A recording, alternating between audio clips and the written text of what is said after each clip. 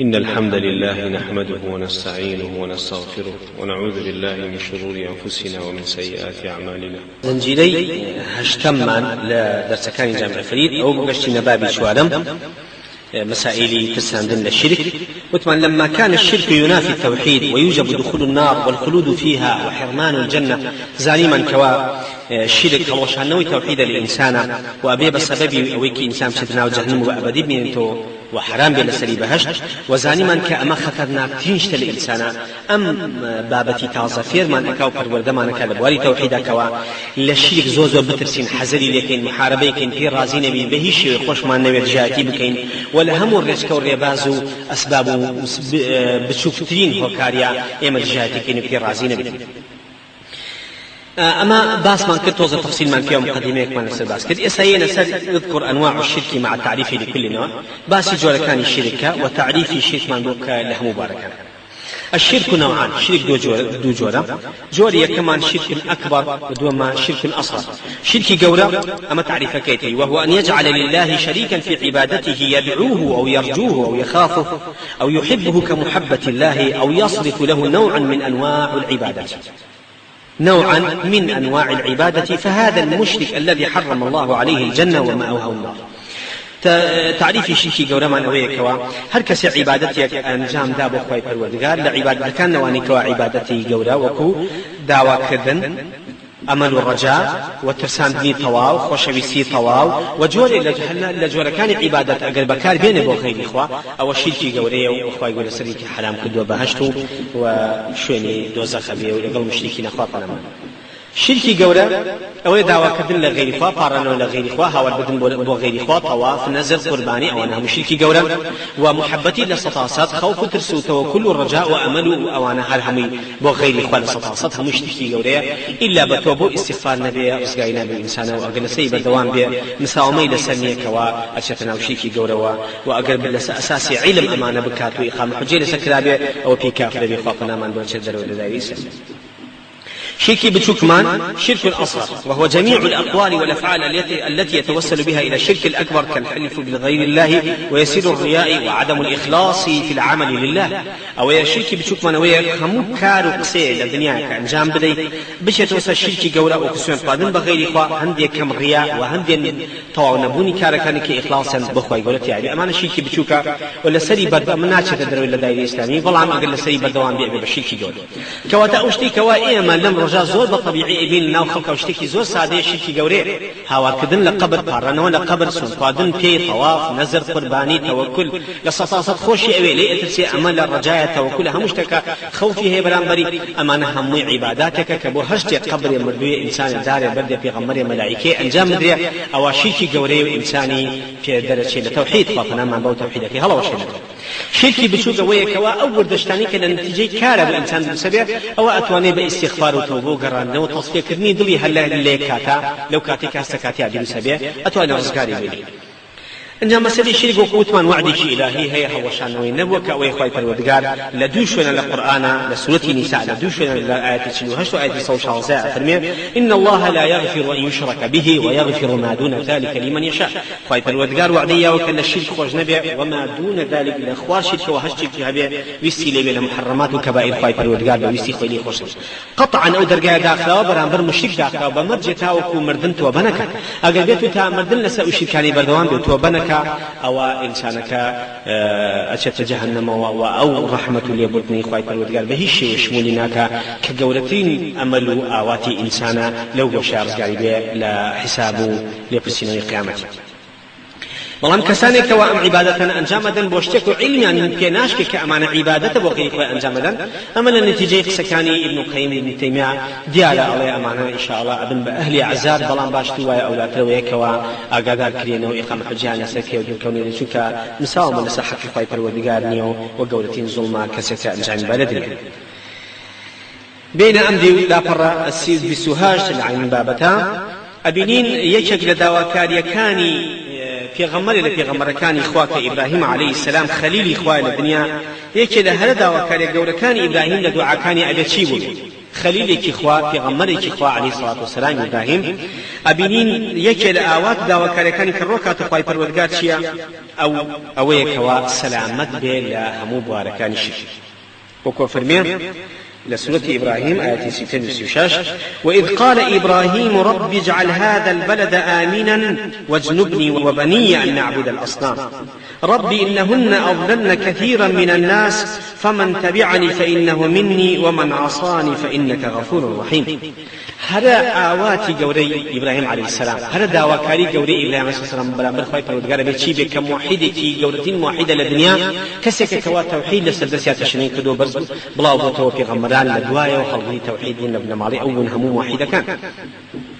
دعاء إبراهيم عليه السلام ترسي إبراهيم طبعا كيك دعاء دعوة يشتكك معناه أويا قورتين نقطي سركيب وجيان الدنيا وقيامة إنسانك وقورتين ترس لم شتابديع بوي أبين قورتين ترسي إبراهيم عليه السلام دعوة كاركاني لمسائل التوحيد بوي أفرمي يا رب إخوايا واجنبني وبني أن نعبد الأصنام شيء بارز واجنبني من ببارز إبراهيم عليه السلام كخليلك إخوائي بغمري خاصة داواكاريكي چيا أويا كوا من ببارز جاريا كم كاس وبني أن نعبد الأصنام منو كركان بن مالي من ببارز لوي كوا بتبرسو مشرك نبن بتبرسو مشرك نبن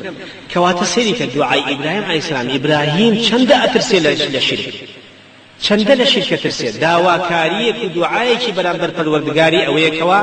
خوي ببارز للشرك معناه أويا شرك أو أن دور دوك في غمري خاصة السلام أخفى من دبيب النمل إمام أحمد روايتك إنك ابن أبي الشيبة كافرمي الشرك في هذه الأمة أخفى من دبيب النمل شرك لم أمتا لغوشني ميل ودوك بوي إبراهيم عليه السلام دعواك أخوايا من بباريزة لقل كركان مبنى مالي منها للشرك أبينين أو دعاء خواهي فالودقار قبولي كردوا ولا ابن مالي أو ابن مالي توحيد بوا همو في غمران موحدة كان لابن مالي إبراهيم عليه السلام بو دعاء إبراهيم هر في غمرك هاتوا شوار هاتوا لنوي إسماعيل سيان لقل إسماعيل بشوار لو نوية أواني تري لنوي إسحاق بن كغمراني بني إسرائيل وهم يعني موحدون وهوصان بالتوحيد وكنون للدنيا وجعلها كلمة باقية في عقبه وهر الشعاري أو كلمة توحيدية لدعاء إبراهيم عليه السلام حي يزدوه ما بو دعوي بوك كواتيك لهر داواكاري قرانا وكان إبراهيم ترسي إبراهيم عليه السلام للشركة خوايا بن باريزا للشرك خوم ابن مالك كواتا إبراهيم كخليل خوايا عليه الصلاة والسلام أو أن دب ترسيل الشرك دعواك لخواي پروردگار كخوي ابن مالي بباريزه كواتا الزور لبيشتو أو لا تروي كإنسان إيمان دار نظريا كبس جامع فريد أخوانية النظريات كي علمي أخوانية لإسلام لسعقدي لسر توحيد ألوهية كأمان الشرك نابي بكي يتغران بوابزاني همو توحيدي هل قطو يكيك لموحيدة كاني دنيا هيك بارك شركي كاني بل الشرك زور ورده وإنسان دائما دستي بنية كانوا كدوي خوي وحوي بوي فضيل كري عياضك لقوانا سنة فرميك فضيل فرميك والله أوندي نية طاكدنا ولا سرشانم كرسة هيش أوندي لسرشانم كرز نية چونك إنسان لكارو كردوي دنيايا أبي دائما دسي بخوي وبيك أو كارانا بغير إخوان جمع كواتا أما يكيك اللوشتاني كوا أبي بدل لسوي كوا ترسناكي للشرك يكي لأساسيات توحيد إنسان أو دائما شركك أغريكي سوتي نفس وكو هلوشان نوي توحيد أبو إنسان وهم الرزب بعداني هم كارو كدوي دنيا وقيامة إنسانا بوي دائما بدعاء كاني أو بك خواي فرودگار للشرك كاني خوش بوي كإنسان كنا إنسان وسلامتك حديثك كتر من هي حديثك من هي في غمر خاصة صلى فرمي حديثك صحيح إمام أحمد رواياتك مجلد 2 لا فرس وصل سوهاج ده إمام الطبراني برا 5000 صويات أفرمي أخوف ما أخاف عليكم الشرك الأصغر فسئل عنه فقال الرياء في غمر خاصة ركعة تشيني الصحابة رضي الله عنهم ورضوا عنه أو صحابيك أخوي يقول أفرمي من ليان رازين خواهي فرودگار تزكي أو صحابة مقربانين كدوكا ليان رازين ده هشتا في غمر إخوان روكات أبو بكر الصديق وعمر كل خطاب وصور رحمة إخوان النبي كأفرمي أخوف ما أخاف عليكم أو يكزور زور تشويني ترز بيب لسر إيه ولا يمن أو يكوا بتسم لتان شيكي بشوك وتان شيكي بشوك تيا فرمي الرياء كدو كواتە پێغەمبەری خاصم لە چینی سەحابە ئەمەندە ترساوە شیرکی وردیان تیابێ سەحابێ بۆ هەموو جیهاد و عیبادەت و هەڵگری تەوحیدەوە ترسی ئەویان هەبێ بکەونە شیرکی وردە و شیرکی وردیان تیابێ ئەوە ئێمە ئەولاتر ئەوەی لێ بترسین و هەستی شتین کەواتیامانە هەیە وەخۆمان نازانین. بۆیە حديثك إمام أحمد الطبراني بطوابيب مشوية كأفرمية يا أيها الناس اتقوا هذا الشرك فإنه أخفى من دبيب النمل فقيل له وكيف نتقيه وهو أخفى من دبيب النمل وتان أي خلق كان صلى الله عليه وسلم أي خلق قطان بارزين لم شركاء للرشتين يلولا ورتلا وتان في أغمري خديه مشون خمان بارزين كان للرشتين يلولا زو ورتلا قال قولوا كان صلى الله عليه وسلم اللهم إنا نعوذ بك أن نشرك بك شيئا نعلمه ونستغفرك لما لا نعلمه خويا داوي لي بردن اللي أكين لو شركيك كردو معنا وداوي لي خزغونش اللي أكين لو شركي كوا كردو معنا ويك إيزاني يمكن إيزاني يا ربي خويا داوي لي خزغون اللي أكم وبنا أقرم بتو لو شركيك كردو ما أويك إيزاني ويك نايزان تبراك لويك إيزاني كنايزاني فنا بدي بقولي وداوي لي بردن اللي خزغونش البوب لويك زانيته ولو شيك نزاني وأنجام أو ئیتر خۆی لە خۆیان بابێکی نعمەت و فەزڵێکی خۆیان کردێت بێت و ئەو داواکاری ئەنجام بدە بخوا خۆی پەروەردگار لەو شتانی کە نەزانی و عەفو کەکا و لێت خۆشە. حديثكمان هي أم ذكر بم شويل صحيح جامعة بم رواياتها مجلد رقم 236 أفرمية في عظام فرمية بلين اللهم إني أعوذ بك أن أشرك بك وأنا أعلم وأستغفرك لما لا أعلم. يا ربي پنا اگرم بتو لو شركيك و بوتم انجام داو زانيمه وداوي لي خوشبون لي اكم لو شركانيك كدومو نمزاني بۆیە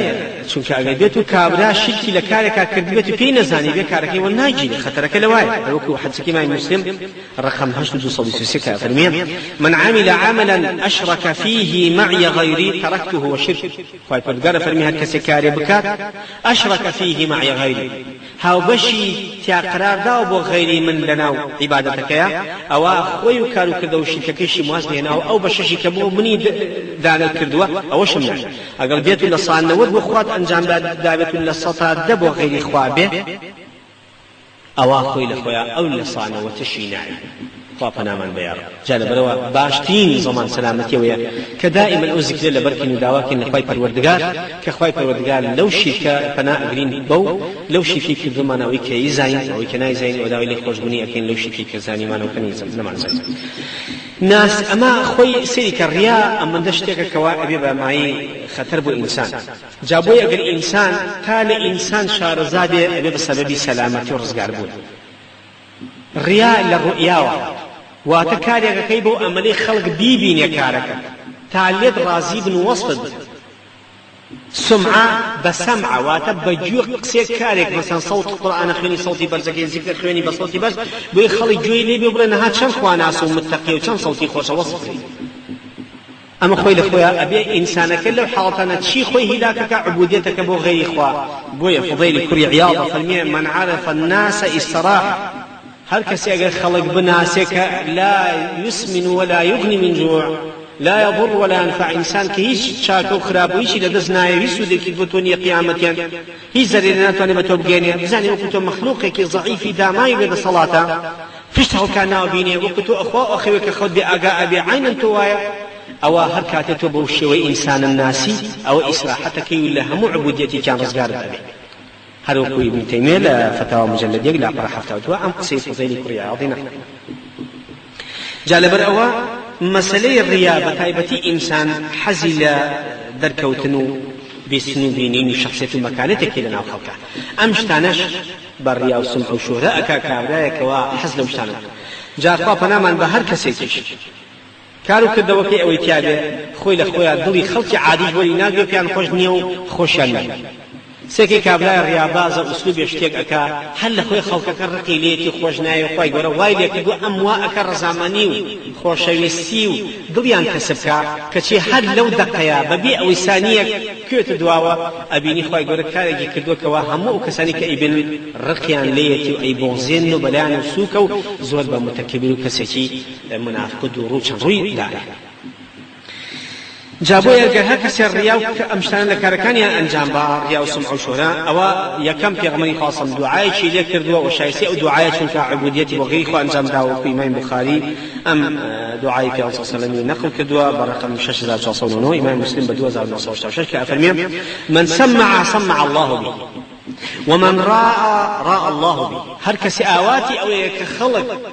اشتكاني ببيسيت وصفك يا دواءك كوصلنا لخواي بردار سمع الله يا ربي خوايا ام كابرا اواتي بقيني خلي جويلي بيت وصفي بكن بويت اجو فاداش نمينه تول ازكي الدنيا دستور واش سنتي خواي غورا ام دعاء قبول كدوا ودعاء واش سنتي خواي غورا جوال الدنيا من كان يريد حرث الدنيا نؤتيه منها ومن كان يريد حرث الآخرة نزد له في حرثه هل كسبيت الدنيا بشيء الله يبغى خوي بكا بتشلقا هج كاري بكا يمل الدنيا قاداش ده بوي أجر كافرش كاري شال بكا الدنيا خوي يقول هل الدنيا قاداش أدا وأجر بيت إنسان ما بس قيامت بركار كان خوي يقول فرمي إما بوي زيادة بو الدنيا نافع بوي زيادة هل قاداش كي خوي أدا بوي بيوصل دعاء هل كسي أجر بيت الرياء والسمعة بكار بين الكار كان يا ربي خوايا هل الدنيا بأواتي خوي بقات قاداش نبي بوي أجر بيت الدنيا قرآن بخوين ذكر بخوين بوي خلق ببيسة وصفي بكن هر روجك أبيني كابلا لتقيد دقاكي أداء لسرقاك في ألين صوت زور خوش بو زور شاق بو زور باش بو زور وصفي أكا أما قاداش تكتب دوكيتي وأوا قاداش تكي ولقتو بخوشي نازاني كانوا قاداش تكتب وهر كسي وفرمي ومن راى الله به هر كسي كوار ريابازي اكا خواي گور وايلك اكا خلق او ربلايباته وصفي كان بلن تو بياوي چاكي تو كارك دو كاركي تو پاداش تكيتو ما له من خلاق لقيامته هج جسي بو خلاقي چينيا پاداش تكيني بو كارك دو بو امام علي فرمي انسان رياباز خاوني سوا صفه اگر خلق ببینه نشاطی بو درسه بو کارکردنی خیر اگر خلق نبینه تمام بو کاری خیر نه اگر وصفی بکن نشاط دروسه بی بو کاری خیر اگر زم بکلی و قصی پی بوده خوابیت لکاری خیر راست فرمی امام علی هر انسان ریاباز بی آوات رزامین دلی خلق بی اوی تشبه و هر بر او حدیث عائشه شکوه که فرمی هر کسی ما بس رزامن بدسیانانی خلق بی بس رزامنی خواهی پرگاره خواهی گوری لی رازینیو او خلقشی لی رازینیو تو أشي بدعاء أكيد شركا جامدين أو هم خرافات إقرار في أكيد لنا وخلقا لبرخاتي شون في الأجنبي بلين بياوي شاكي بلين إنساني باشي ريزي بقن حرمة بقن إلا أخوة يقول كارك ودنيا كواها الأصورين زم أكنوا ركان يتبعوا محاربة شيء أكنوا خشيا ليش الرازي نابنوا وهو حتما أخوة يقول الرازي نابي شنك تو بدعوا الشركو كارك أنجام دعوة كزاني وتأوشتانا شو خواش بينا خوشو فيش رازيني ولدين شانيو أنجام شداو لبرخاتي رزامني بدسيناني دولي خلقي خواهي قرأ كاريك خوتو كومل شوار دورك اللي هلا جرتوا عقوبة لك كوا أو كاربو مخالفة انجامه تسروا چند مشتاق لي دروس بي آية كابرا شون بكا باشا لم كاري اگر بيت تو كاري كي خير نيت هبيت بترسي لوي خلق بدبين جاري واي وسوسه بو كسك دروس بي عليه من اجي صبرهم بنوش جماعات ويشكل كيف قبل ابو شو اشي لهم بنوش جماعات ولا من جماعات كم قالوا والله ابو بري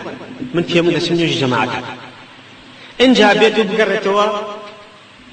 آية بقرتوا يبشم كاركاي آية ابي بريا انا بري بو أم بابتي ابن تيمية لا مجلد بسوسيلا فرصة سيوديو صوت السيف فتاوى فرمية ومن كان له ورد مشروع من صلاة الضحى أو قيام الليل أو غير ذلك فإنه يصليه حيث كان ولا ينبغي له أن يدع ورده المشروع لأجل كونه بين الناس فرمي اگر هاتي كي ورد كي هبو نجي ضحاش ونجي كي هبو ابي لشوينو كاتي خوياك كدوتي بيك وانجامي نادي بلا والله خلقي لي قلبالغا شوالني أبرر لخلق من أمر ما دم أبرر لخلق قلبالغا أنجامي نادم إذا علم الله من قلبي أنه يفعله سرا لله مع اجتهادي في سلامته من الرياء ومفسدات الإخلاص ببرجكيش كوا يقيني هديك دلي بخواي أنجام أدام بس رزامني دلي خلق نية بلكو أمكاري ببردوام لمو بيش كردو بخواي قوري كردو خالصا لوجه الله تعالى وإساش هدوش باخل كي سيركا بيشبين خالصا بخواي بكا وجوندا بمرجك بزاني كوا دلي باكا وبو كس ما بس يجي رزامني كنية ويجواري كيشي كي أنجام ندو مسألة إخلاصي طوال كيشك بابيكا ناو خلقا شكا وتاني الصحابة كان بروجي روشتان لنا أهم خلقا جهاد يعني كل بينا يخوا عبادتي أنك شونيجي أنك رزو أبو هم كاري كي خيرا أنجام دا بوشي چونك اوان توحيد كان ولو پرودبو نسل توحيد كم نيتي خلقاك كم يتخلق شيء الله يتخلق شون الله كيف خويتي کەواتە ئەساس دڵ و نیەتی خۆتە نەگەو خەڵکە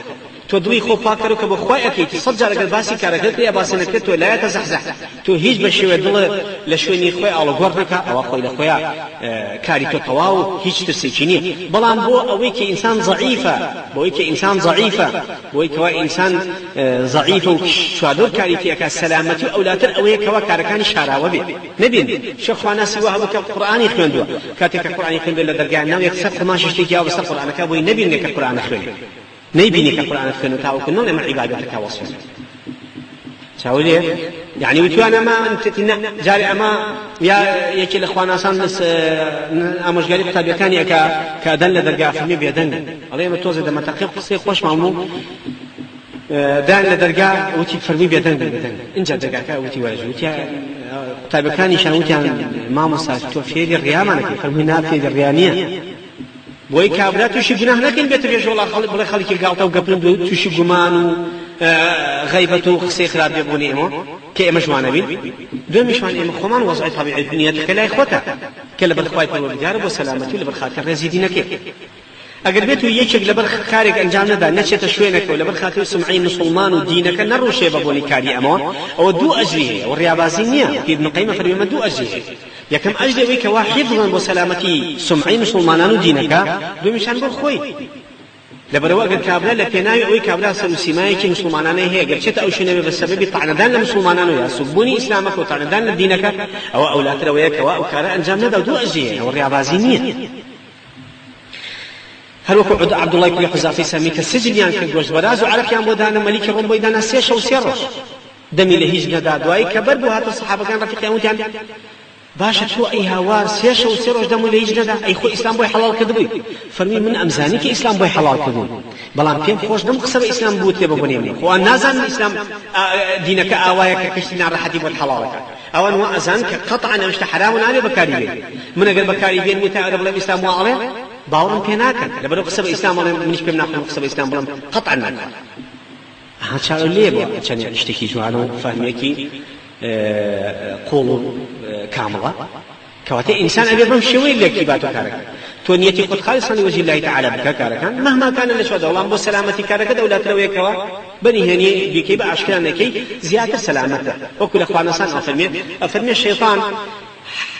تان تدا وحتى درجة خير أبو أكاتو تاوكو كاريكي سري وكدو أشكاك الناوخو كاريكي سري دنجام داولا عبادته كاريكي خير يد وسوسا خاذا دلتا وبيتا لكو تبديل با خلق شعب ليكا كاكا تبديل بيه بقضوي حسنة بو خلقا كاركت باس كان ناو خلقا بو لبابي تشجيع كني خلقا بو خير من سن سنة حسنة فله أجرها وأجر من عمل بها أو بترازين تكر كاري كي تشاج بكيل الدنيا كاري أحس كسر دوات بك أو هم قاداش كارج بوتي ببنيه أفرمي هذا من الزحمة كاركي لسرية وكذي لبابي سرق سباب جهل لنهنيو أشكال كي تبقي أو سلامتي زونا راحة وقوايا كتور خزينية كتابي لمالو كسبي نزل السلامة يتنا حماية نحراسنا هيش تشتنامي نقفل ندرقا هيش عزيتكنا بس لقوا درخ زماينا أما كان زي كتير كوبيا كتير اشتكي واتي بنرخ أبي حماية دولراوتي ولرزوح يشتكي حراستي زو متشددين كواتتوش كاركان وايا أقر بيتو تابني هيني بكي سلامتي بەڵام ئەگەر بێت و ئەبە شو ئاشکرایەکی حیمایەکی زۆر تۆڵی ئەوێ و کابێ زیاتر دەستی بە خۆتۆ بێ ئەگەلەکەلەوەکەن ئەفەرمێ ئەمیشە ئەوەیەکەوە ئەبێنێتی خۆ بۆ خوای گەورە پاکێتەوە هەروەکو فوضەیلی کوڕی عیاض ئەفەرمێ تەرک العمل لأجل الناس رياء والعمل لأجل الناس شرك والإخلاص أن يعافيك الله منه کارکردن لە پێناوی خەڵکا ڕیایە وازهێنان لە کاری خێر لەبەر خەڵکی شرک عافيت أويا كخواي يقول إخلاصي في بخشي لم دوانا بدور بي للرياء وشرك يا شرك شرك والرياشة شرك يعني أقول بلي أتشبه أو خير أنجي جماعة ديا كاريكي خير أنجام دم أقول نيتي أقول لك خلق وصفك والرياء خو أقول بلي تازو لك كبو بالرياء ما دم بالرياء وخلق زاني كاكا مو بمالون يجناكم أو هو بشرك سلنتو لبر طريق لبر خلقي وازينا لكاري خيرك چون لبر خلقی کاری خیر کی نبی لبر خلقی جواز بینی لکاری خیر چون که اما اچتو بابی چی بابی شهرت چون اساوتانی پیغمبر خاص اسلام باسی شهرت فرمی هر کسی اگر جلی کی زور بقدر و رواج لبرکا کلنا خلق شهرتی بو پیاکا خوای گور جلی مزلت و سشوری لبرکا لقیامت اخاطنا شيخ الباني لحجاب المرأة المسلمة كأفرمي شهرة دو جوري كانوا آخر درجة جري جران بها ورازها وفخفخ لبركاته تاوكو دركه ولا ناو خلقه شهرته قدر مكانته بخد مسكا أو عقوبيه شهرتي دوم أوي كواجل دراو برق دراو تشوكنو أو شتانا كرمزي تقشف وزهد والعقوة فرسي في ناكل الاهتمام بالدنيان هذا وازيليه الدنيا هنا وركاته خو في أي شيء خواناس متقين أما شاشوه هل وكي يكي لأخواناسان وكل فتح البارية ابن حجر نقلي أكام أفرمي زور ريش هاتني إنسان أقر ريش زور بيت بشيوية عظيم اللحية وعطر ريش زور بيت أقر بيت وأقاي لأخوين بي أوش جت بابي شهرة لباس الريش كنوا طبعا باسيكا أفرمي أقر بيت دسكاي ريش نكا وريش زور بيت أوش جت بابي شهرة وأوش كلا عينش تعكس كانت نتيجة خرابية وكشون حرام تعشينك حراميها حرامة مسألة أو بابش قفشت أولاد لو أبي بابي شهرة جاعين شد المجوايا أجر كان لبر خلقي بكير ريايا ولا بر خلق واز بكاربيني أو سلمنا هالشركة وهردوكي هالخطر أو بالشركة بسرته بلكو عافية وإخلاص ويكواتو ما بس ضلي خلقي نبي بكرنونا كرني هيش كاري ما تنجوانا كواتليريا بوي خواي پروردگار فرمي فاعبد الله مخلصا له الدين تو هم عبادتك كان خالصا لله بو خواي پروردگار على لله الدين الخالص خواي پروردگار شايسي اوي كهم كدي بطاق بختي بوي انجام بي كواتليريا ما تسروا موضوع ذلك الشو آية أقربيته يكب كاتشن كاريكي خير انجام أدا ئەم کارە خێرانە لە ڕواڵەتە کارێکی زۆر چاکن و زۆر نایابن بەڵام تۆ هەر لە خۆتۆ وا گومانی پێ ئەبەیت و یا کۆمەڵە شت هەیە وا ئەبێ بە کاریگەر لەسەرکە بیخوێن تۆ ئەم پیاوە ڕیابازە و ڕیابە ئایا لەم حاڵەتە تۆ بڵێ مەی کە باش یا بڵێن بیکەی باش تو لم حالتا موقفك شيء أما موضوعي ابن تيمية هل عين المصدر لا مجلد سلاف الرسول فرمية ومن نهى من أمر مشروع بمجرد زعم أن ذلك رياء فنهيه مردود عليه المجوب أجل كابراء كارك خير كاتو أمر ورايك أو كابراء الرياء ما دام حركات سكنة أو إشاني وايا رياء مرججني إنسان جاري وايا طبعي وايا إيشو كار بمشي جوشی نایاتێم ڕیابازی نییە و نیەتیشی زۆر پاکە بۆ خۆی پەروەردگار و تاقی کراوەتەوە کە چەند جارێک بەم شێوە بینراوە بەڵام ئەو کارانەش ئەوە ئەنجامەدای گوێ نادات معنای ئەوە نیە ئەو کارانەکە بۆ شێوەی ئەکار ڕیاباز بێت تۆ وای خوێنتۆ بەس ئایا لە حاڵەتێکە ئەگەر بێت و کابرایەک ئەو شتە ئەگەر بەڕیاشۆ بکات یا تۆ هەستکەی بەڕیاوە ئەیکەی تۆ بڵێ وەڵا نەیکا باشتر بیکا باشتر ابن تیمیە فەرمێ نابێ نەهیلێکی بڵێ ئەو کارە خێرە مەکە لەبەرەوەی تۆ ڕیاکەی لەبەر ئەم خاڵە یەکەم الأعمال المشروعة لا ينهى عنها خوفا من الرياء أو كارخ مشروع عنك القرآن والسنة نابي نهيك بلي ميك لبروي نكوت الرياء ويا نبي برياء لا ليك ربا بك بلان فرماني كيفك إخلاصي تأنجام بين بخواي پروردگار ونحن إذا رأينا من يفعلها أقرناه وإن جزمنا أنه يفعلها رياء أجل كابلا بزاين عزم جزم كي بزاين أما تأكيدم كابلا رياء باز وريائك إما حد نارين هل أرين بيك وهل يجي سيد دوار أكينك بإخلاص بخواي پروردگار بوشي شو كأم كابلا هر ئێمە حقمانی بەسەوە هەر کاری خێر بمێنێتەوە لە دنیا بەشەتان نەکرێت لەبەرەوە خی گەورە فەرمێ إن المنافقين يخادعون الله وهو خادعهم وإذا قاموا إلى الصلاة قاموا كسالى يراءون الناس فەرمێ ئەمانە مسلمان بوون ئیقراری لەسەر منافقەکان چیانە کرد ئەهاتن نوێژیانە کرد و بە تەمەڵی و تەوەزەی دیار بوو کە تەمەڵ و تەوەزل و نیشاتێکیان تیان نەبوو لە ڕوودامان بوو وەکو پاڵمان وەکو بە زۆر فێرکردن بوو نوێژەکانیان پێوای دیار بوو کەوا بە دڵ و ئیمان و یەقینی نایکە بە هیچ شێوەیەک دين إيمان دارك البيني بظاهر أما الرياضاز نيشن هيش تانه يعني نحن ومين بمزجوتان يجمعنا قلا مكني والرياضاز ندركنا هل وازنين أن لعل وعسى خايف الجدي إصلاح يعني كو بيبقى بسبب خير بك لبرو نابي نهي يبكي بهر كاري خير بك لبالي شارن جنب بإخلاص بخايف الجدي وكار خيرك قدرتو عسل جزم كتأكيد يجبين بريائك نابي نهي دوميان لأن الإنكار إنما يقع على منكرات الشريعة إنكار كذن لسنها مكارين لسا منكرات لشريعة عليه إنكاري منكرك نافر بإنكاري معروفك إنكاري منكراتك أمر بمعروفك نهي لمنكرك بويا في الله صلى الله عليه وسلم إني لم أؤمر أن أنقض على القلوب الناس ولا نشق بطونهم رواية من إلى إمام البخاري كأفرمي شوار هزار شخص فنجايك ومسلم هزار شخص شوار كأفرمي إني لم أمر أن أنقض عن قلوب الناس من فرمان في ندرى وكذلك خلقي الهض شرب ولا نشق بطونهم وسكيان بك موبزان شيء من نيتيانا تواتلي را ظاهرا أو يكوا كابلا شيء أكاد إما قوانين بس بابي كات لبرو إما أمر بالمعروف كالنهي لمنكر ما دام كاري معروف بابي كات وكعمال يذكر خطابة من أظهر لنا خيرا أحببناه وواليناه عليه هل كسكاري خير إلا ببينين مش خوش من أيوه ولا من بود مسبل سدي وإن كان سديدته بخلاف ذلك باني هي كان شي بعد سيوم بانا وضرونية كان شوانا ومن أظهر لنا شرا هل كسبر والد جاتي إما بكاتو دجبان بيتو كاريخنا بجبكا أبغضناه عليه رقما لإبتو أي بغزين جاتي أكن وإن زعم أن سرية صالحة باب من يتشم فاكم بس نية موشتانشني كوتا ظاهرا الإنسان كان يحكم بالظواهر والله يتولى السرائر إما حكم بظاهري كاري كذا ويخلق أكن مسائل ضرونية كان يهم إلى إخوائي مقمني بسري خالص أن التسويق مثل هذا يفضي إلى أن أهل الشرك والفساد ينكرون على أهل الخير أقل بيتو إما بمشي ويا حل كاريكي معروف دجاجي كن برين ميك لبريتو أكيوت الرياء وعزم جزم كن كتوريا لبرو هرنيكي باشترنا نايلا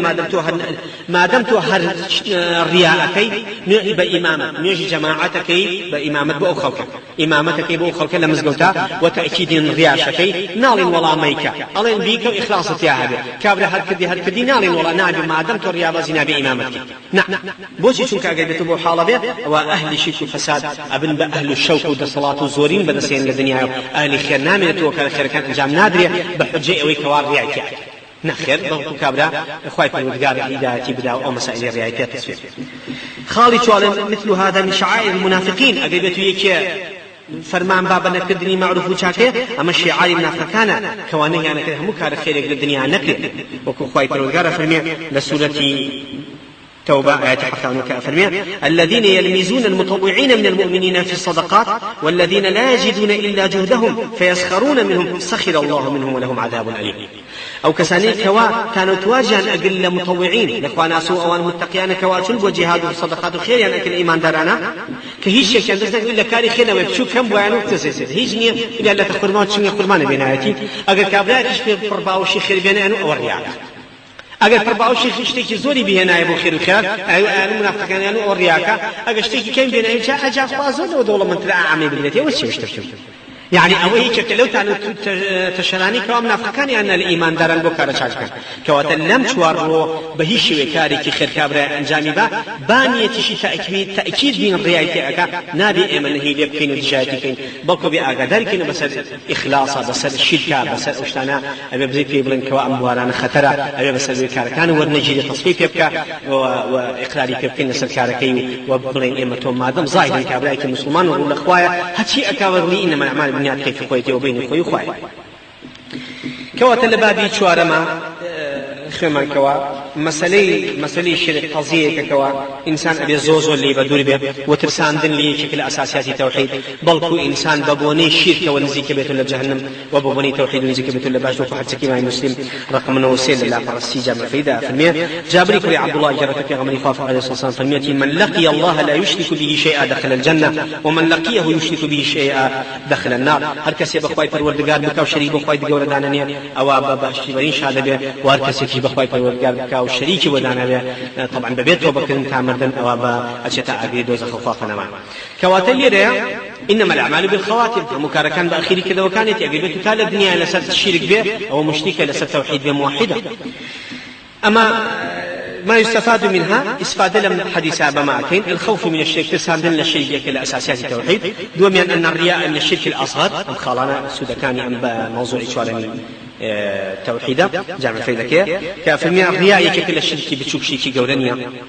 سيما أنه أخوف ما يخاف من عن الصالحين الرياء سيركي يوم الخاصم دزور صالحة كان تساوي نقيمة شوارا نزي قرب الجنة والنار نزيكي باش تجانب الإنسان بيقول التوحيد والشرك تاد لا توحيد بيد توحيد كامل بلا باش نزيكا تاشيكي كامل شيكا غرق بلا جهنم نزيكا فاقنا من با فضيلة من سلم من الشرك كان جميع فضل وقصيك السلامات بلا مباركان الشرك ششمع شفقة النبي صلى الله عليه وسلم على أمتي شفقة الرحمة وزيت وصحم نساء أمتك هيش خير إنما وأقضي نكات لسري وهي الشر إنما وكواء قدر نكات لسري حوتم إن دعوة غير الله فيما لا يقدر عليه إلا الله شرك أكبر أجر بان كرير دعوة كين لهشتر كغير خوا دعوة كرير أو اشتال تواني بس خوا تواني غير خوا نبي أو الشيكي جوري وكبلي خوا الشفاء با هداية با رزقا با صالح كا يا بن باريز معنا همي مسائل شيكي جوري وأخوافنا من بختنا هشتم أن من تاب من الذنب قبل أن يتوب تاب الله عليه أركس وببكى لقورتين تاوان كشركة خواهي توبي لقبولك فيش سرم أما بابي شوالمان بابي بينجمان باب الدعاء إلى شهادة أن لا إله إلا الله بابي بينجمان باسي دعوة بانوازيك بوتوحيد أم شوار بابي بيشوف الورديكين لسر فضائل توحيد وتسناكي للشرك فرسائي توحيد لإسلام زخامتي تاواني الشرك لإسلام بويا بابي بينجم أخير أو موضوعاني كتأكيد لسر توحيد أكاتا وفضيلة توحيد تسناكي شرك أمي شوية كواباب الدعاء إلى شهادة لا إله إلا الله آية بانوازي وزع وكان من بو شهادة لا إله إلا الله بيت يا بو شيء كبير آية بانوازي بو شيء كم شيء بابي كنزم باسي وأكاد كابي بانوازي كان شميها بو توحيد ليريا مؤلف عليه ما دام التوحيد فضائل التوحيد أوي كوا بس لخواب ترسي ووتمان أوي كوا مسائل كان الشرك تصفيك نما بتاتا كوا تما تسأل أوي أو بزين آية يكم اشتكت عن نواز بيبوي بشيء ما حكم الدعوة إلى دين الإسلام وبأي شيء يبدأ الداعي ولماذا وما الدليل يكم اشتكوا آية حجار حكم دعوة بدين خايف ودغاتشيا دوميان بتشيش لإنسان كذا سبيكا ودليل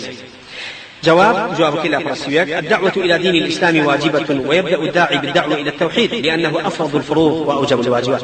بانوازي كذن بوديني خوي فرقار هذيك بتوان بجوري تواناي خوي واجبك إلى الواجب كانوا فرض شيء قولي الإسلام وهم كانوا كذا وكان أساسي توحيد والصواب دليل ما الناس الأوية كم كارك إنسان إيمان دار أبي توحيد أنجام بال دعوة كيا هيش تجيت الأنجام ندى بل كجاي تصفية كذني أو خلق بلا باركاني شرك جرانوي بيبو عبوديتي خوي فرقار وذكرنيان بلسر توحيد في جلوس بني دولة إسلامي ومري إسلامي ومسائلي أو اشتزخ أو ادعاء قراني كأمر أكريته لس أساسي كتفاونية بلقوا أيانوية دولتك إسلامي ومري إسلامي مجتمعي إسلامي دروس كان لس أساسي مجتمعي كفر للشرك وخرافات وبدع وحديث ضعيف الموضوع وأشتاني كوا إسلامي كصحيح نية أما خلطة بلقوا يكمشتك بانوازي اللي كان خلقي لسفر وردكين مرحلة بمجتمع خلق ببرين بنا داري إسلامي مسألة توحيد ألوهية فيش همو كارو كدوي شي دنياي دليل من بوي يكم آياتي خوي پروردگار كأفرمي أعود لسورة يوسف آيات صوهش كأعود لسورة أفرمي قل هذه سبيل أدعو إلى الله على بصيرة أنا ومن اتبعني وسبحان الله وما أنا من المشركين قل هذه سبيل أي محمد بضيء أمر رقاقي منه أدعو إلى الله بانوازكم خاص بلا إخوة بو الدنيا ومنصب ودولة شهرة والرياء وسمعة وناو شهرة وغابتانني كواتا تحديد نية إخوتك لكاركانا ونية هدف غاية حكمة غاية خباسك لدعوكتا غايته لدعوكتا تشيح بو خل خربونون لشوار دولتو منصب بدسيانان ودنياي خربونويا نعم بل قل هذه سبيلي أدعو إلى الله بانوازي أكم بو توحيد إخوائي پروردگار وناسيني إخواب بندكاني على بصيرة بلام أمد بانوازي من لسج أساسي على بصيرة وتعالى العلم ويقين لس أساس علم ومعرفة زانستك شرعي طواو كاملة كواتا يكم كار شيء علم إن جاد وم عمل فاعلم أنه لا إله إلا الله كواتا يكم كار ويكوا علميتي طواو بشكي بسر توحيد دينا أو ساك بانوازي بوك كواتا هر کسی بانواز بيو توحيد وعلمية لسر توحيد فالوردة نبو بيو هالقري مفاهيم كاني توحيد نبو بيو ودراسي كي تعمقي نكد وعملي في نكد بيو ناتوانا بك بمنهج بيو خلقي لسر فالوردة وبانوازي لسر بويا بانوازي كدن بو ديني خواي فالوردگار وبو خوا پرستيكي طواو كامل لدنيا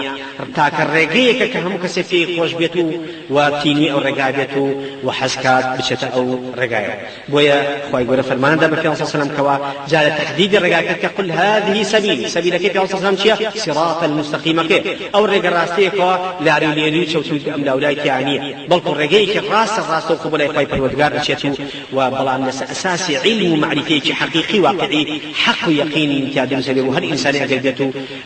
دراسة بكاته لسري پرورده بيته أنجام دعوه دخويا كواتا أما ربازك منا ولا أساسي علم ومعرفتك بانوازيك ممدو كي بانوازيك أنا يكم كسي من دوم ومن اتبعني أصحابي من يا أو علماء زانايانيك وعلماء زانايانيك ولسر برنامي من پروردگار كواتا يكم كسي كواجب لسر دعوة علماء أهل علم زانايانا كوا شارزان بسر دينك بانوازي خلقا وديني خواهي پروردگار بهم رقو أو رقانيك بكارهن ليبو بانوازي أبي يكم شتكش بانوازك توتشيبي بانوازكش أمريكا أتك خوي تحديد يا كافر وسبحان الله وما أنا من المشركين سبحان الله وأيقول منزه كدن لها مو بابتكاني نقائص وشرك وعجز وبابتانا وما أنا المشكين تبرا كدن لها مباركاني الشرك كأما سبحان الله وما أنا من المشركين شيء سبحان الله إثباته وما أنا من المشركين نفيه كواتا لا إله معنى لا إله إلا الله تيك نفي إثباتك كواتا أما دليل كي زور واضح وصريح لسر أوي كوا إنسان أهل علم خواناس متقي كما بس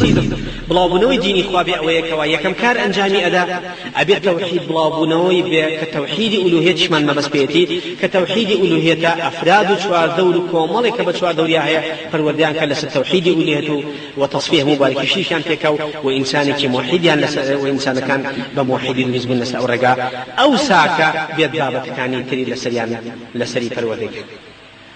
بوي أبين لحديث حديثك دليل كي ترمان بوي حديثك عبد الله بن عباس كي إمام البخاري روايتك ورقم 4660 وإمام مسلم رقم نوزام عبد الله بن عباس فرمي في غمر صلى الله عليه وسلم لما بعث معاذا إلى يمن كاتب في غمر معاذ بدعوة بوي يمن فقال له كيف فرمو إنك تأتي قوما من أهل الكتاب فليكن أول ما تدعوهم إليه شهادة لا إله إلا الله يكم شتب كتوجيه في الله صلى الله عليه وسلم إياب معاذ أو توجيهية كوا ما مصابق تابعك إداء قربين يبو دعوة أبي أو منطقية في بناس أو منطقة دانشواني أو منطقة خاوني تشبيل بوچون ومذهب ودين الرجو اتجاه كم كاو كل إنسان لدعوك تشاو جوكا أفرمي إنك تأتي قوما من أهل الكتاب تؤتي تيامن أهل الكتاب تاعا ورجلك فليكن أول ما تدعوهم إليه شهادة لا إله إلا الله يكم اشتبى نوازيب أكيد أبي لا إله إلا الله بك توحيد ألوهية كواتا يكم كناسيني منطقك بوداعيك دواميش تحديد كذني يكم نقطي دعوة أما توجيهك في غمري خاصا معاذ وهو للرواية كتاب فرمي إلا أن يوحد الله حتى أجن أو مرحلة كوا خوايت الودقار بتاكو تنيا أناسنو وشريك بقران نادنو لها مباركان توحيد شعر زال إن جاء أفرمي فيري تدريجيك أفرمي لدعوة أفرمي فإنهم أطاعوك لذلك أجر هاتوا جراويان كردي لبواركان توحيدا فاعلمهم أن الله افترض عليهم 5 صلوات في كل يوم وليلة إن جاء قداريان كلوا وشارزان كو فرورديان كلسر عبادات كخواي يقولون لشورجك بينس فرض نيجي لسر فرض كدون با أنجاني بين لروجاني جاي كواتا ما في الكدني إنسانا بول دعويا كوا أبي تدريجيا إنسان فروردك لدينا يكم لسر توحيد با كاملي كاتو فروردك دوام بعبادة نيوجكاني في بالغتك وفروردك لسري إن جاء قال هاتوا لعبادة نيوجكاني شفالغتبو فإنهم أطاعوك لذلك قال لو شفالغتبو فاعلمهم أن الله افترض عليهم صدقة تؤخذ من أغنيائهم فترد على فقرائهم أو ساكأي معاذ فالودان كاللبشي سيمي تعاليم دينا أيش زكاتك ويقول فرز خذوا لسدول من كان مقدارك جاريك ولا سلوت سامنا كان كبيدا بهجارك فإنهم أطاعوك لذلك أقل مشى جريان كل مرحلة بري كوتف إياك وكرائم أموالهم وريابة بنختين ما وسلوتي أنور مقدا لبريتي زكاة لبرشي لبردو نقطة يكميان شرعي خواي پروردگار داواناك بنختين شد لزكاة أبدا بلكو بجيه يشتوى بو إيماني إنسانك خوي مثلا بون منا لتشل سر مرة زكاة ما شو لتشل سر مرة بروجي برانك بقلو بيه ندلو بري أما لبنيتي زكاتك نخير أما خواي يقول بجيه يشتوى بو خاوني مرة شي أداب أو ورق ديال القيامة ئەیتر چی لە بریتی زەکات ئەدا ئەوە ئەییا بەخوای گەورە وەبزانێت هەر بە هاوشێوەی ئەوە پاداشی ئەدێت خوای گەورە واجبی نەکردووە لە چل مەڕێ زەکاتە مەڕەکە بێ وەزنی ئەو نەبێ عمری ئەو نەبێ وابێ ئەو تەفاسیلینی بەڵکو فەرمێتی مەڕێ بەجێشتەوە ئیمانی ئینسانەکە خۆی هیچی فرض نکو لسری توش مچو بنرختینش ما سلوت سامان و مالیان ورمقدي لهم في زكاة أما يكم شرعيا تعني ولا شرع زياد كدنا دوم مشان أوانا تازم مسلمان وإيمان يعني هنا وهاتنا تناو داري الإسلامية أجر بيت تو بنرختين ماليان ورقدي لسدريان قرصة كلا سدريان قرص بسبب الإسلام كان لبتشاو بكوي أما بباجو ضريبة وكتك بزان لسدريان هل وكوشون هل قراوا كان لسدن في غمري خاص السلام مجموعة كان هل قرانوا لبروي يعني إما زكاة دين إما باجوا صغيرين لسلمان دان راو شك إيمان ينبق ودنبو إن الأعراب أشد كفرا ونفاقا وأجدر أن لا يعلم حدود الله دائما لادەیەکانی چوادۆری مەدینە کەسانی بوون کەوا زیاتر پڕ بوو لە گوناه و تاوان و نافەکان کەسانی بوون کەوا گویان بە محەرەمات نەئەدە و ئەوامری خۆیان جەبەجێ نەکرد بە تەواوی بۆی ئەبینین هەر هەمان کاریژە ئێستا لادەکان زیاتر ئەو بابەتی دینیان تیا تا ناشارەکە ئەهلی شار دائم مثقف بوو بۆیە پێغەمبەرانی دائم لەناو ئەهلی شارە هاتون لە لادیان هاتون قرى لكلمة قرآن أهل القرى قرى بمعنى شار بمعنى لادينا إن جاء لبر أمدو خالية كم تعظم مسلمان بما شو تدوير أجيبته بين الخفيش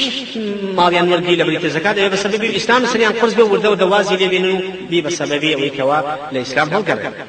ولا كتري شوت مان لشرعك إخوائي بالورقارة داوا نكرا وتوبن الختيم ماليان لبريت الزكاة وردي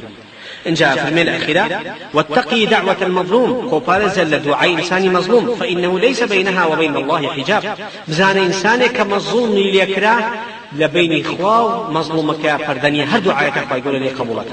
بوشي لي ربع معاذ فرمي في غمصة سلامة فرمي وريابا للدعاء مظلوم فمعاذ الرداعي خير مصلحة نك مفسد بإخوان أخواسا بوشي أفرمي خو بارز لدعاء مظلوم بو لبروي إنساني داعي كاتشته هالمنطقة ودعوة أكاتو خل لسدسي أما توحيد والأجر والرزقاري أبي لشركو وما مصاو معلمي خير يعني بو مثلا عبادتي يجو زكاة كار خير كان للدنيا ورد أبي إمام وحاكم وقاضي لو شونا خوي بي ونيوي أبي بحاكم وقاضي ومعلم وإمامي أو منطقة همو كارو آلوزينا راحتي كارينا وخلق ثقة لسر علمي أمبياوا ولا ستقوى شر زبوني أمبياوا أي هن بردمي كوا أو قاضي وحاكم بيت داعي بيان كشار سي موضوع كان كاتو ألوي أقاد لخوت بيت كوا ظلم نكي لكستاوكو شمولي دعاء الشر بين السر موضوع بابة كمان أو شوية كوا أم حديثة بلغيد ومانا اللو بلغانا كبا حديث يسلمين كا لدعاء القرآن وكا يكمشتي إنساني داعي أبيها ودريبية وبان وازيب وبكا توحيد ألوهية أبينين أو كوم المسلماناني كتجمعي خركا وبناوي دعوة وديني خواهي پرودگار أبين شنك يكم كاريان بان وازيني بتوحيد ألوهية نتيجة كي تفرقوا اللي خمدنو الدنيا يسيو كومالي تفكيكو هلوشانو رويان في أكاد خو أقل بيتو يكم جار خوان وأفراد كان ينفرود كدا لا هم مباركاني توحيد أو تصفيان كدا هالقري توحيد الدين كي باكي علمي رسم حقيقي أصيل بنايا أو سلامة بن لهمو دسائس وسائس كي شيطاني إنسي وجني دنيا طموحات وشهوات الدنيا نأبو بسبب يسلي شو تفرق لبيننا بلام شون كم متفق هولنادا بو جرانا وما بو حقيقة جاري أمان هولين بو حقي كرسي ودا صلاة الدنيا إخوان أو خواي يقول سلكي يارمتيان نادا بو بلابونيان أبيني أفراد كانشان شركان تيايا بخوان نازان أفراد كانشان كاريان تايبو غير إخوائي أدكان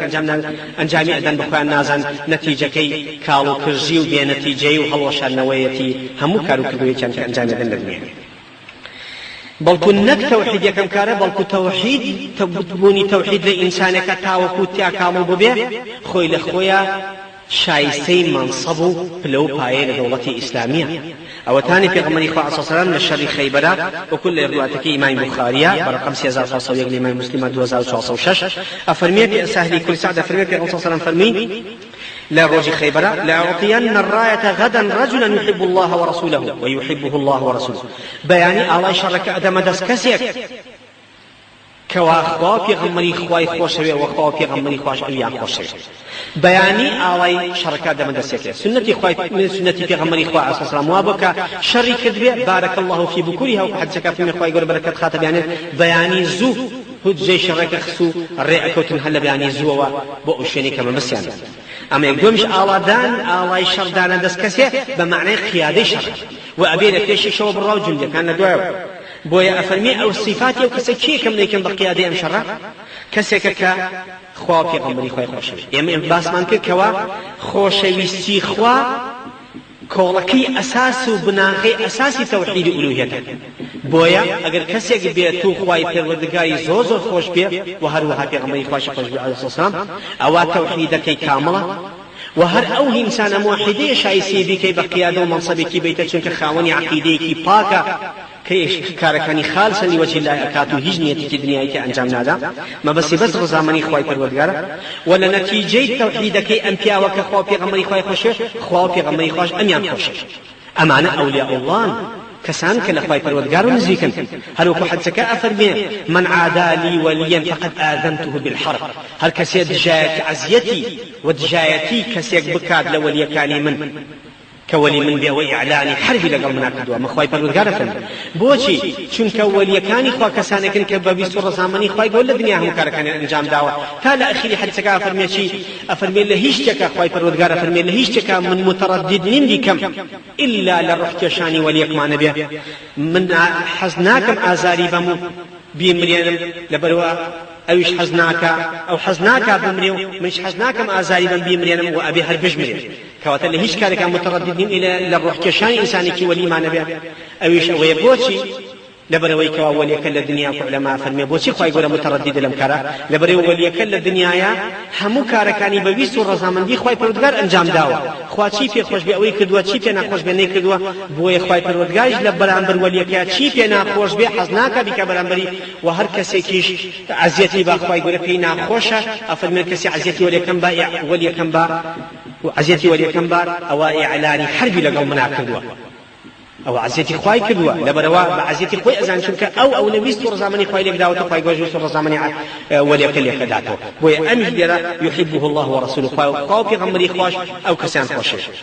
إن جال بركة توحيدك يفتح الله على يديه لسدس يقوى يقول فتح داب إيمان دار ونصرك ونمشرة أفرمي أو الشواء إتبيان صمعوني فرمو شويا كاكدو صحابك أن لنا أخوانا منافسي خيران هميان أوتين أو بكواهري كيلوان أو كسبك كان صموا وصفك دو الله شرك أداد دس بويك بياني الرزق بالنساحي الجهاد في غمي عليه الصلاة والسلام فرمي أين علي بن أبي طالب علي بن أبي طالب لكوية أو ساكا وتيار فقيله وهو يشتكي عينيه فرمي وهدو شاي آزارك ويشي هي هاتونيت واني بتساح شركه نادي بدواي وهات دعاء خير كل فكر بشايا افرم شاي شاكبو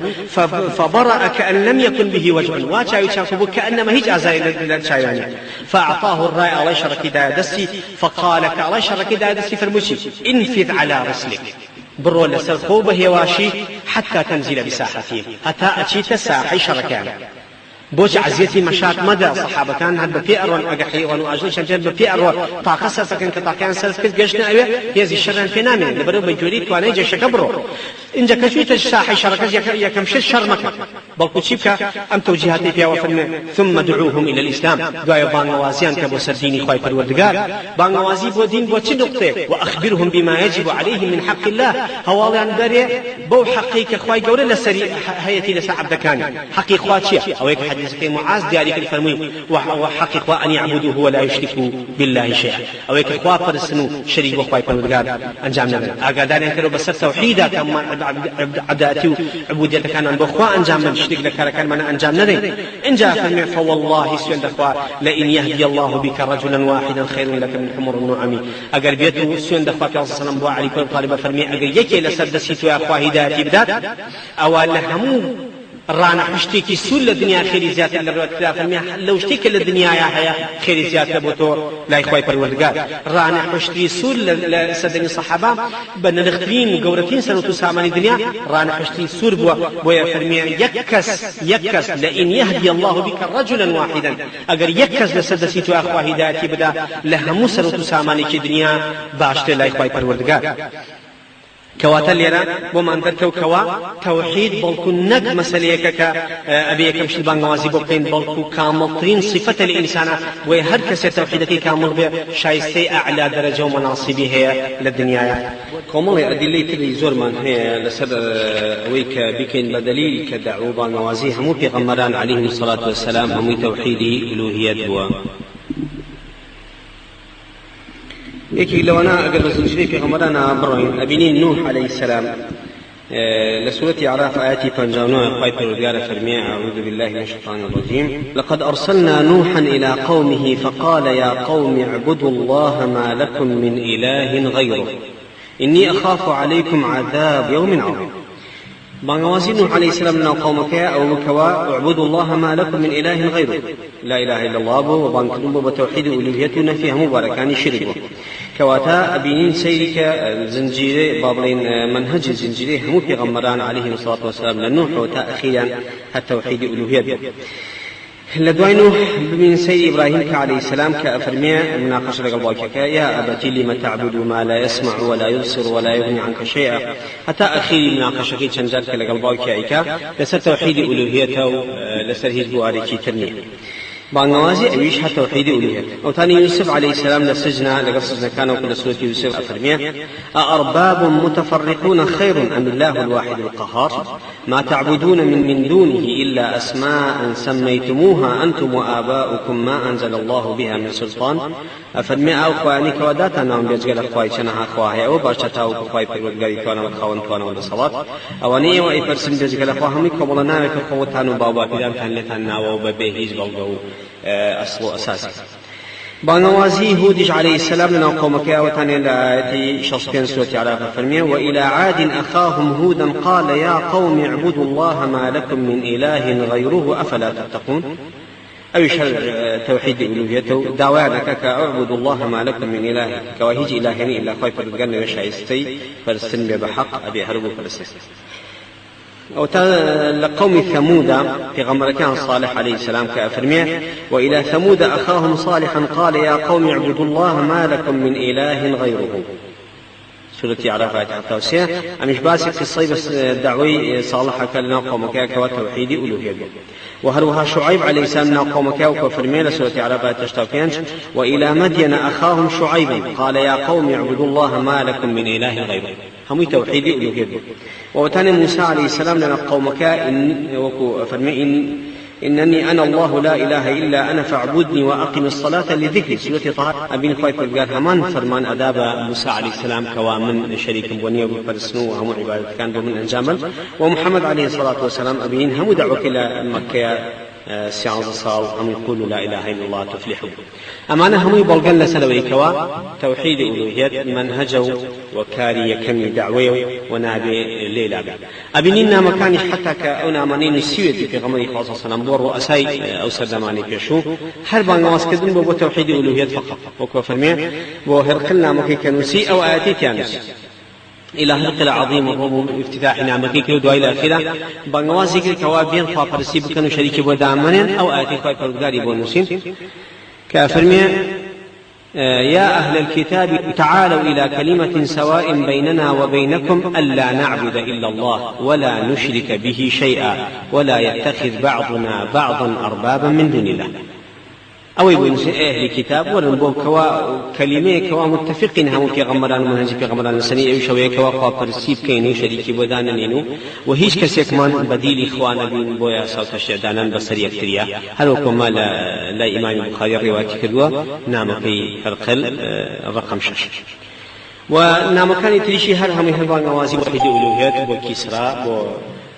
مقوقاز ورئيس قبطيكان بوهر هميان بو يمن بوهر هميان توحيدي ألوهية بفقط. أبينينا وانا شكاتنا تناودي الإسلامي هل صحابة كان لسدم جاهلية يكم بيعي ورقتنا لسي إسلام بيع كان هم خربة لسل أوا تبايعوني على أن لا تشركوا بالله شيئا ولا تسرق ولا تزنوا ولا تقتلوا أولادكم خشية إملاق إلى آخره. وكو بخاري رواية كان لبرقم هجدام إلا صحيح كيا كواتلي رابين هم بيعوا قيمان نامي كشي لتازم مسلمان كورقت بيلو سدمي كاتتنا وديني إسلامو لسا أساسي توحيد ألوهية بفقط ولسا أساسيش بواريشي ترنبو كواتم مسألة توحيد ألوهية منهجا هلأ ولي في غمران تأخيريا ومنهجي هم اخوانا سانو متقيان بوا وأبيكم كاريك إنسان إيمان دارو مسلمانان هلسن بوي كوا مرحلة برن بو خلقو ولكم وقايكي